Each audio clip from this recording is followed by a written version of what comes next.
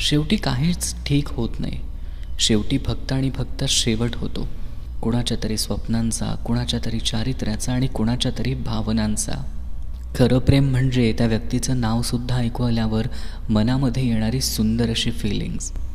निसर्गाच्या रंगात रंगून गेलो, तुझ्याच स्वप्नांच्या दुनियेत रमून गेलो, तुझ्या डोळ्यांच्या किनाऱ्यावर हरवून गेलो, तुझ्याच प्रेमाच्या सागरात बुडून गेलो.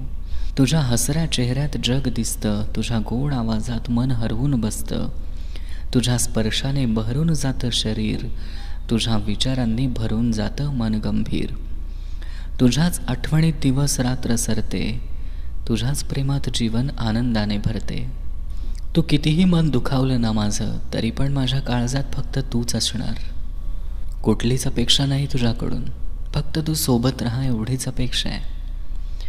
नशिबात कोण पण असलं तरी मनात मात्र मरेपर्यंत तूच राहशील. इग्नोर करण्यापेक्षा त्या व्यक्तीला कायमचं सांगून टाका, नाही बोलायचं म्हणून.